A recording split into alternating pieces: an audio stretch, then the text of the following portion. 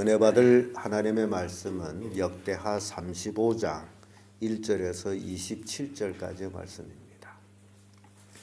역대하 35장 1절에서 끝절까지의 말씀 찾으셨으면 교독합니다. 제가 먼저 읽습니다. 요시야가 예루살렘 여호와 앞에서 유월절을 지켜 정월 14일에 유월절 어린 양을 잡으니라.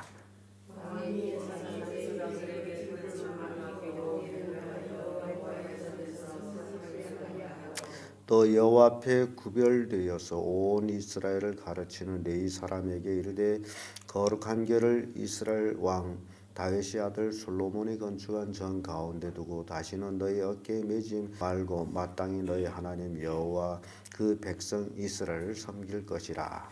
너희는 이스라엘 왕 다윗의 술과 다윗의 아들 솔로몬이 주례하여 너희 족속대로 판결을 따라 스스로 예비하고 너희 형제 모든 백성의 족속이 차세대로 또는 레위 족속이 차세대로 성소에 서서 스스로 순결케 하고 유월절 어린 양을 잡아 너희 형제를 위하여 예비하되 여호와께서 모세에게 전하신 말씀조차 행할지니라.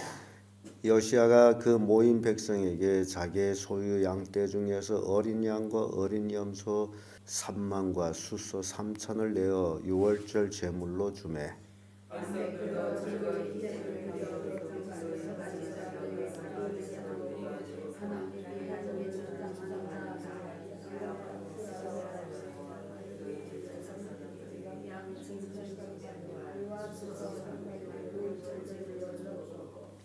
또 레위 사람이 두목 들고 고나냐와 그 형제 스마냐와 느다넬과 또 하사랴와 여이엘과 요사밧 양 5천과 숫소 500을 레위 사람에게 유월절 제물로 주었더라. 이와 같이 선비들이 구비함에 왕이 명을 전한 제사장들은 자기 처소에서 이 사람들은 그 판결대로 되고 유월절 양을 잡으니 제사장들은 저희 손에서 피를 받아 뿌리고 또 레위 사람들은 잡은 짐승의 가죽을 벗기고 그 번제물을 옮겨 족속의 차서대로 모든 백성에게 나누고 모세의 기록대로 요 앞에 드리게 하고 소도 그와 같이 하고 이에 규례대로 유월절 양을 불에 굽고 그 나머지 성물은 솥에 가마와 냄비에 삶아 모든 백성에게 신속 분배하고 후에 자기가 제사장들을 위하여 준비하니 이는 아론이 자손 제사장들이 번제하고 이걸 저녁까지 드리는 거로 레위 사람들이 자기와 아론의 자손 제사장들을 위하여 준비함이더라. 아삽이 자손 노래하는 자들은 다윗과 아삽과 헤만과의 왕의 선견자 여두둔의 명한 대로 자기 처소에 있고 문지기들은 각 문에 있고 그 지gem에서 떠날 것이 없었으니 이는 그 형제 레위 사람들이 저희를 위하여 예비하였음이더라. 이와 같이 여호와의 선비들이 다 준비되매 요시야 왕의 명대로 유월절을 지키며 번제를 여호와의 단에 드렸더라. 그때 모인 이스라엘 자손이 유월절을 지키고 연하여 무교절을 7일 동안 지켰으니 선지자 사무엘의 이후로 이스라엘 가운데서 유월절을 이같이 지키지 못했고 이스라엘 여호람도 요시야가 제사장들과 레위 사람들과 모든 유다와 이스라엘 무리와 예루살렘 거민과 함께 지킨 것처럼 유월절을 지키지 못하였더라. 요시야 위에 있은 지 18년에 유월절을 지켰더라. 요시야가 저들을 전하고 마친 뒤에 왕후와 요단이 강가에 갈맛을 치러 올라온 거로 요시야가 나가서 방비하였더니 누구가 요시야에게 사자를 보내어 가르되 유다 왕이여 내가 그대와 무슨 상관이 있느냐 내가 오늘날 그대를 치려는 것이 아니요 나로 더불어 싸우는 족속을 치려는 것이라. 하나님이 나를 명하사 속히 하라 하셨은즉 하나님이 나와 함께 계시니 그대는 하나님을 거슬리지 말라 그대를 멸하실까 하노라 하나. 요시야를 가리켜 땅을 준비하고 언덕하고 싸우고자 하여 하나님의 손에서 난 누가야 나를 듣지 아니하고 무기도 골짜기에 이르러 싸울 때 활 쏘는 자가 요시야 왕을 쏜지라. 왕이 그 신복에게 이르되 내가 중상하였으니 나를 도와 나가게 하라. 그 신복이 저를 대로에서 내리게 하고 저희 부분명에 태워 예루살렘에 이르기에 저가 누구니 그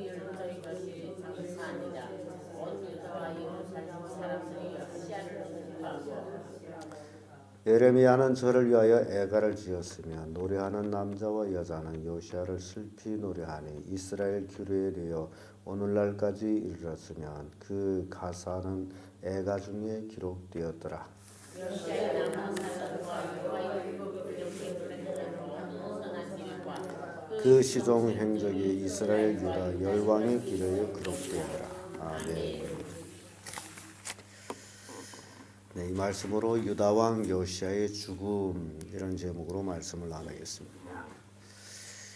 요시야 왕은 8살에 왕에 올라서 18년 되던 해에 성대의 유월절을 지켜 행합니다. 이 유월절은 사무엘로 인해서 내려옴에 있어서 최초로 성대의 거행된 유월절이라고 기록하고 있습니다. 그런데 그렇게 성실하게 어린 나이에 왕이 올라가지고 하나님을 순진하게 섬겼던 요시야가 그의 마지막이 굉장히 불행하게 죽는 모습을 봅니다. 그래서 이것이 또 우리에게 큰 교훈을 주고 있다라는 것을 볼 수 있는데요. 유월절 준비를 철저히 행하는데 모세 율법에 기록된 그대로 정월 14일에 이제 유월절을 지킵니다.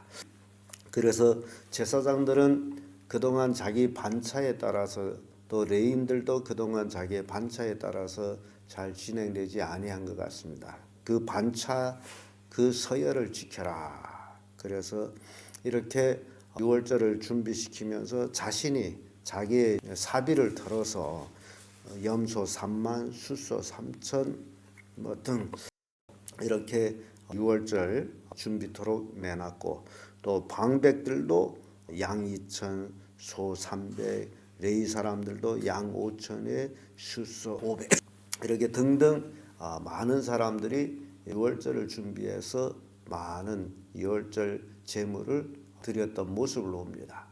이 유월절을 하게 되면요, 유월절은 이스라엘 백성이 애굽에서 나오던 마지막 밤 그날에 급히 먹었던 양을 얘기합니다. 그래서 그게 중요한 것은 양을 잡아서 식구에 따라서 우리 집에서 양을 하나 잡았는데 다 먹을 수 없다 하면 두 집이 합해서 아무튼 유월절 양은 남김이 없어야 됩니다. 남김이 없이 다 먹어야 돼요. 그래서 그 식구에 따라서 그 분배를 잘해야 되는데요. 그 양을 잡아가지고 가장 중요한 것은 그 피를 문설주 좌우에 바르는 것입니다. 그래서 유월절 양의 피가 문설주에 발려 있는 집은 그날 저녁에 하나님의 이제 사자가 내려와서 피가 없는 집은 들어가서 장자를 죽였고 피 있는 집은 건너가고 그래서 그 이름을 유월절이다라고 부르고 있습니다. 그래서 유월절 하게 되면 실제적으로 유월절 그날 저녁, 그날 밤 공포의 밤입니다. 유월절 양을 먹은 집도 공포의 밤이에요. 왜냐하면 하나님의 사자가 집집이 들어가서 장자를 죽이고 있었으니 온 애굽 장자가 죽지 아니한 집이 없었습니다. 그러면 여러분 생각해 보세요. 만약 우리가 살고 있는 이 지역에서 지난밤에 장자로 태어난 사람들이 다 죽었다. 그러면 집집이 어떤 일들이 일어날까요? 호곡 소리. 그러면 유월절 밤, 호곡의 밤. 그래서 공포의 밤이라는 겁니다. 비록 장자가 죽지 않았지만은 그 울음소리는 들리잖아요. 무시무시한 밤. 그 무시무시한 밤에 이스라엘 백성들이 그 유월절 양고기를 먹고 그 무시무시한 밤 어찌 보면 무릎이 우들우들 떨렸는지도 몰라요. 밖에 나가기 무서울 수도 있어요. 그 공포의 밤, 그 밤에 허리띠를 띠고 서서 앉아 먹는 게 아니에요. 서서 급히 먹고 애굽을 떠난 것이 유월절입니다. 이 행사 기념을 한다는 것은요, 우리가 애굽에서 해방되었다라는 것, 하나님의 은혜로 해방되었다라는 것을 잊지 않기 위해서 이것을 명절로 지켰고 또 유대인들에게는 유월절을 다른 말로 하면 해방절이에요. 그래서 이 행사는 무서운 공포의 밤에서 해방된 그런 이제 축제의 명절이 됩니다. 그래서 온 백성이 지금 이 양들 소들 다 내놨다면 그것을 나눠서 그 유월절을 지키는 백성들이 나눠 먹는 거예요. 그래서 다른 면에서는 굉장히 즐거운 명절이기도 합니다. 해방이 됐기 때문에. 그래서 이것이 우리에게 주는 교훈은 그 죄악의 공포에서 예수 그리스도를 믿고 구원받아 해방됐다라는 것, 죄에서 해방됐다라는 것, 얼마나 큰 축복이냐는 것, 그리고 그 죄의 공포가 얼마나 큰 거냐는 것, 그걸 깨우쳐 주는 거예요. 근데 오늘날 많은 그리스도인들이 죄의 공포에 대해서 몰라요. 생각지도 않습니다. 죄가 뭐냐고 대수롭지 않게 생각하는데요. 이 유월절을 세고 나면요, 이스라엘 백성들은 그 죄의 공포를 알게 됩니다. 유월절 피가 없는 집에 장자들이 다 죽었는데 그것도 짐승에 이르기까지 장자가 다 죽었어요. 공포의 밤이에요. 종의 자식부터 바로의 아들에 이르기까지 빠짐없이 다 죽었어요. 그래서 하나님께서 그 후에 이스라엘 백성들을 향해서 너희들은 내 것이다 라고 얘기한 거예요. 왜냐하면 하나님이 구원해 줬기 때문에. 하나님이 구원해 주지 않으면 그들도 똑같이 애굽의 장자들이 망할 때 이스라엘 장자들이 다 죽어야 돼요. 그러나 하나님이 구원해서, 그래서 하늘나라 총회는 장자 총회다. 그 죽음에서 피한 그 사람들이 어떻게 피했어요? 유월절 피를 바름으로, 양의 피를 문설주에 바름으로써 이제 구출됐다. 오늘날 우리가 하나님의 것이 된 것은 예수 그리스도의 십자가 보혈로 우리가 하나님 것이 됐어요. 이제 우리는 우리 것이 아니에요. 내 것은, 나는 이미 뭘로 죽었어요? 죄로 죽은 거예요. 이걸 깨달아야 돼. 나는 이미 죽은 자예요. 무엇 때문에? 죄 때문에. 근데 하나님의 은혜로 그 십자가 보혈로 지금 살고 있는 거예요. 그래서 이제는 나는 나의 것이 아니고 누구 것이다? 하나님의 것이에요. 그러면 내가 하나님의 것이면 누구의 기쁨을 위해서 살아야 돼요? 하나님의 기쁨을 위해서 살아야 돼요. 이게 신앙입니다. 이걸 알아야 하나님의 기쁨을 위해서 살아요. 근데 이걸 모르게 되면 괜히 교회 사람이 없어서 자기를 끄집어내오는 것처럼 착각하고 있는데요. 그렇지를 않습니다. 이렇게 성대한 유월절 행사를 요시야 왕이 합니다. 이것이 왕이 올라서 18년 만에 이루어진 대행사예요. 그럼 8살에 왕이 올라서 18년이면 26세죠. 아주 젊은 나이에 아주 기가 막힙니다. 그런 혈기왕성한 청년이 어찌 이렇게 하나님을 가까이 할 수 있었는지라는, 그럴 정도로 정말 하나님 앞에 순진하게 이렇게 하나님을 섬겼어요. 그러다가 불행한 기사가 이제 20절에서부터 쭉 이렇게 기록이 됩니다만은, 참 어찌 이런 일이 있을까랄 생각으로 저는 이 말씀 보면서 안타까움을 정말 안타깝습니다. 이게 어찌 이런 일이 있을까? 그래서 하나님을 잘 섬길지라도 여러 가지로 꼭 명심해야 될 것이 있는데요. 20절에 보면 이 모든 일 후 곧 요시야가 전을 정돈하기를 마친 후에 애굽 왕 느고가 유브라데 강가에 갈그미스를 치러 올라온 고로 요시야가 나가서 방비하였더니, 이런 말씀을 이렇게 시작합니다. 그래서 성대한 유월절을 명절 행사를 지내고 나서 그 후, 그러면 요시야가 18년 왕이 올라서 18년에 이제 유월절 행사를 했다면, 이 22절부터는 요시야가 왕이 올라서 31년 되던 그 해를 얘기해. 세월이 확 지나간 거예요. 요시야가 31년 왕위에 올라서 왕노를 했죠. 그래서 이게 마지막 단계를 얘기합니다. 애굽 왕 느고라는 애굽 왕이 유브라데 강가에 갈그미스라는 작은 나라가 있는데, 그 나라를 이제 징벌하려 올라왔는데 요시야가 나가서 방비를 했어요. 굉장히 이거는 좀 지금 요시야하고 갈그미스하고 어떤 관계가 있었는지에 대해서는 자세히 모릅니다만은 그러나 어떤 동맹이 있었나 어쨌나 하는 것에 대해서는 그들을 치러 올라왔는데 왜 요시야가 나가서 그 방비해야 되는지 이게 지금 의문이 되는 내용이에요. 그래서 21절에 보면 이제 애국왕 느고가 요시야에게 사자를 보내서 이런 얘기를 합니다. 유다 왕이여, 내가 그대와 무슨 상관이 있느뇨? 내가 오늘날 그대를 치려는 것이 아니요 나로 더불어 싸우는 족속을 치려는 것이라. 하나님이 나를 명하사 속히 하라 하셨은즉 하나님이 나와 함께 계시니 그대는 하나님을 거슬리지 말라. 그대를 멸하실까 하노라 하라. 지금 이 애국 왕 느고가 비록 이방 왕이지만은 하나님께서 나를 명하여서 갈그미스를 치라고 해서 내가 속히 올라오는데 왜 나와 방비하냐? 하나님을 거슬리지 말라. 내가 그대를 치르는 것이 아니라 분명히 얘기합니다. 하나님을 거슬리게 되면 하나님 혹 너를 멸할 수 있다 그 얘기죠. 하나님을 거스리지 말라. 그대를 멸하실까 하노라. 이게 지금 애국왕 느고의 입을 통해서 나온 얘기예요. 그러면 이 요시야가 방비하지 말고 돌아와야죠. 나와 전쟁하러 온 게 아니구나. 그럼에도 불구하고 요시야가 듣지를 않았어요. 그래서 비극이 이뤄집니다. 그래서 이게 우리에게 주는 교훈은요. 가끔 우리가 자기 고집을 부리지 말고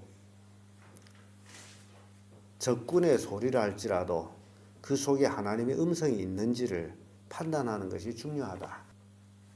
그래서 요시야가 거기서 물러왔더라면 이런 비극이 일어나지 아니하는데 그럼에도 불구하고 20여 절에 보면 요시야가 몸을 돌이켜 떠나기를 싫어하고 변장하고 싸우고자 하여 하나님의 입에서 나온 느고의 말을 듣지 아니하고 무기또 골짜기에서 이르러 싸울 때 느고를 통해 가지고 하나님의 입에서 나온 그 말 결국 요시야는 듣지를 않았어요. 그러니까 하나님 말씀 듣지 아니하면 어떤 결과가 있느냐 그걸 보여주는 겁니다.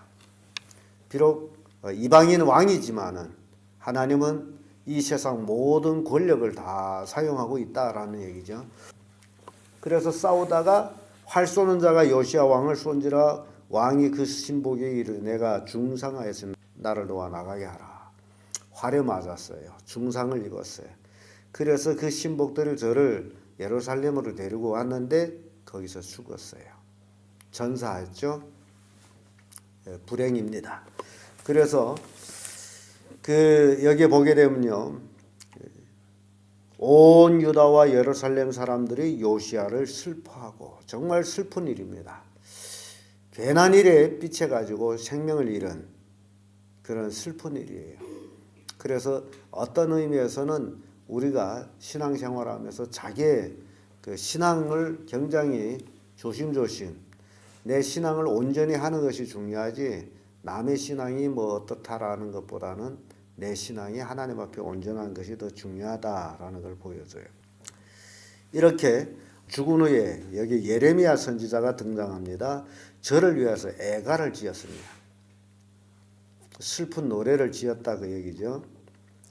남자와 여자는 요시야를 슬피 노래하니 이스라엘 규례가 되어 오늘날까지 이르렀으며 그 가사는 애가 중에 기록되었느니라. 예레미야 애가의 그 애가가 기록돼 요시야를 비통하게 불렀던 그런 노래예요. 그래서 26절에 와서는 요시야의 남은 사적과 여호와의 율법에 기록된 대로 행한 모든 선한 일과 그 시종 행적이 이스라엘 유다 열왕기에 기록되리라. 이스라엘 열왕기에는 그 역사가 상세히 기록되어 있는 모습을 봅니다. 이렇게 요시야의 잘못된 판단으로 인해서 불행이 임하는 모습을 봅니다. 그래서 우리가 신앙생활하면서 가장 중요한 것은 바로 평시에도 하나님을 잘 섬겼지만은 어떤 판단에 있을 때에도 이것이 하나님을 위한 것인지 나를 위한 것인지 그걸 잘 판단하는 것이 중요합니다. 자기를 위하는 것이라면 언제든지 포기할 수 있는 그런 또 지혜를 가지고 있어야 돼. 하나님을 위한 것이라면 철저히 지켜야 되지만은 내 정욕, 내 욕심을 위한 것이라면 내려놓을 수 있어야 돼. 그렇지 아니하면 요시야의 잘못된 판단으로 해서 죽는 것처럼 우리도 화를 당할 수 있다. 그걸 보여주는 겁니다. 그래서 이래나 저래나 하나님의 자녀들은 철저하게 하나님을 높이는 삶, 하나님 말씀에 순종하는 삶, 그 삶 외에는 없다. 라는 교훈을 줘요. 그래서 오늘은 좀 무거운 말씀이죠. 그렇게 훌륭한 요시야 왕이 정말 비참하게 가치 없이 화살에 맞아 죽어가는 모습을 보면서 우리가 온전한 신앙생활 잘 해야 되겠다. 그렇지 아니하면 정말 가치 없는 죽음을 죽을 수도 있다라는 것을 보여주고 있습니다. 기도하겠습니다.